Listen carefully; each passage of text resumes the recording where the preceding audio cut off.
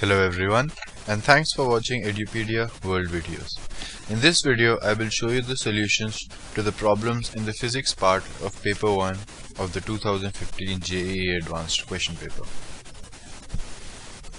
We are given an aluminium bar of a square cross section and a square hole being drilled into it. We want the electrical resistance between the two faces P and Q. So the resistance for each of them will be rho L by A. And since both of them are in parallel, we can see that easily from the figure. The potential difference across them is the same and the current will be added up, so they are in parallel. So we will get R will be 1 by R1 plus 1 by R2 inverse. Right, so that's all we have to do. The terms will end up being somewhat lengthy, so let's see that. So R will be, so I'm just going to write 1 by R for now. That will be equal to 1 by R1 plus 1 by R2. So first let's write it for the iron. That will be 1 into 10 to the power minus 7. This is rho into, the length is 50 millimeters for all of them. 50 into 10 to the power minus 3 by the area. The area of cross section is 2 millimeter by 2 millimeter because it's square, so 4 millimeter square. So 2 into 10 to the power minus 3 whole squared. Plus for the second one it will be 2.7 into 10 to the power minus 8 into 50 into 10 to the power minus 3 by, so this was 4 millimeter square, this total is 49 millimeter square, so the left will be 45 millimeter squared. So 45 into 10 to the power minus 6. Now it's only a question of trying to simplify it. I'll not do this here because it will waste unnecessary time, but I've solved this. Let me just recheck the equations. 1 into 10 to the power minus 7 into 50 into 10 to the power minus 3 by this plus 2.7 into 10 to the power minus 8. Yeah, so if you solve this, you should get R is equal to 1875 by 64 micro ohm. So the answer will be B. The simplification, if you're not getting it, try again. I'm sure you know how to do it. The important thing is to know how I got this formula.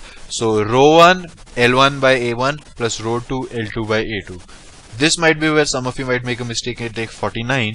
49 was total and iron took 4 out of this, so 45 will be left. Let's look at the next question. For photoelectric effect, we want the variations of V0 with lambda and 1 by lambda. So you know the formula. The energy of the incident photon will be hc by lambda. Sum of it will be taken in terms of the work function. Whatever is left will be the kinetic energy, and kinetic energy is basically the stopping potential needed to stop that particular thing, so to make the kinetic energy 0. So V0 is, first of all, it is linearly proportional to 1 by lambda. So C option has to be correct. For V0 by lambda, as lambda increases, V0 decreases. So it's one of these two, and it's not linear, we can see that, so it has to be this one. So A and C will be the answer to this question. Let's look at the next one. Yeah. So we are given that there is a vernier caliper with 1 centimeter on the main scale divided into 8 equal divisions and a screw gauge with 100 divisions on its circular scale. In vernier calipers, 5 divisions of the vernier scale coincide with 4 divisions on the main scale, and in the screw gauge, 1 complete rotation of the circular scale moves in 2 divisions of the linear scale. So first of all, let's write down what we know. For the vernier caliper, 1 main scale division, so I'll write it as vernier main scale division, that is equal to 1 by 8 centimeters, because we know 8 of them make 1 centimeters. And we are also given 5 vernier scale divisions is equal to 4 vernier main scale divisions. So that gives me 1 vernier scale division is 4 vernier main scale divisions will be half centimeter divided by 5. So it is 1 by 10 centimeter. Right. Also, the least count for vernier caliper is 1 main scale division 1 minus 1 vernier scale division, right? So that will be 1 VMSD minus 1 VSD. So that will be 1 by 10 minus 1 by 8, and that will be equal to 1 by 40 centimeters. So this is what we know already. Now let's look at the options. If the pitch of the screw gauge is twice the least count of the vernier calipers, that means the pitch of the screw gauge is 1 by 20 centimeters. We know the least count of a screw gauge is the pitch divided by the total number of circular scale divisions, and we are given that there are 100 divisions on the circular scale. So 100. So least count will be 1 by 2000 centimeter, or that is also equal to 0.005 millimeters. So out of A and B, we know B is correct, it's 0.005 millimeters. In the second case, if the least count of the linear scale is twice the least count of the vernier calipers, that means the least count of the linear scale is now 1 by 20 centimeters. And we know that one complete rotation on the circular scale moves 2 divisions on the linear scale.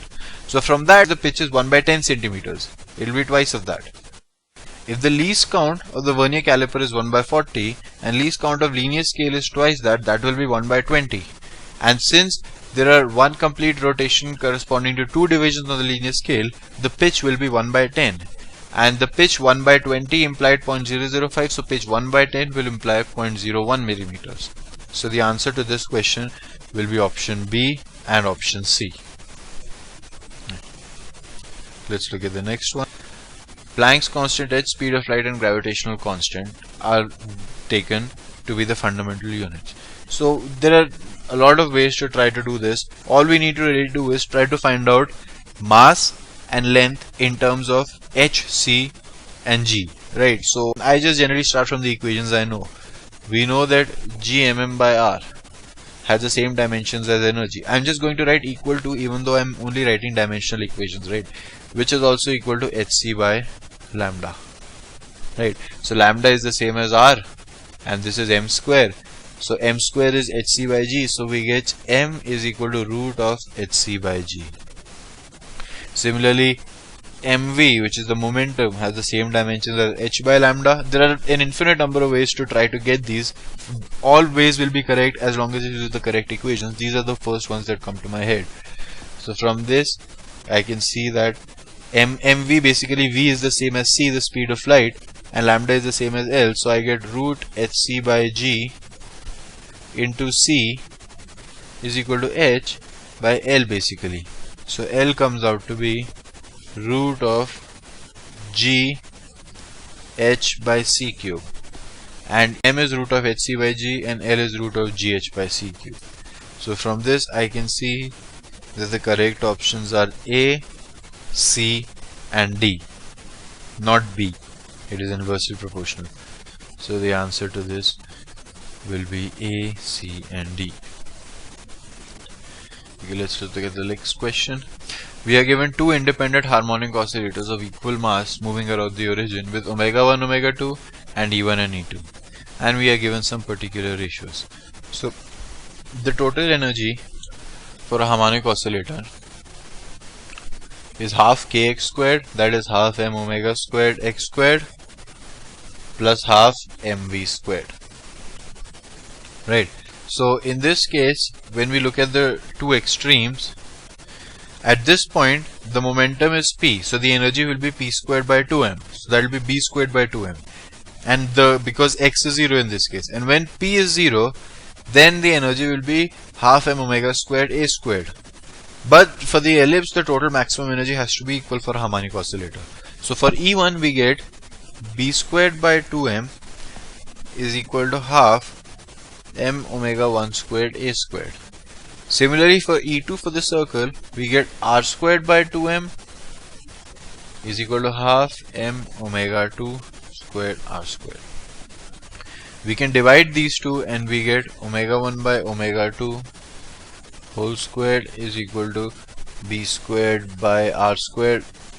R squared will cancel, so we get b squared by a squared, which means omega 1 by omega 2 is equal to b by a, and b by a is given to us to be 1 by n squared. So that means omega 2 by omega 1 is equal to n squared. Right. Similarly, we can divide these two again. This is also E1 and this is E2. So we can divide E1 by E2 again, and we can get E1 by E2. This will be 1 by n squared whole squared.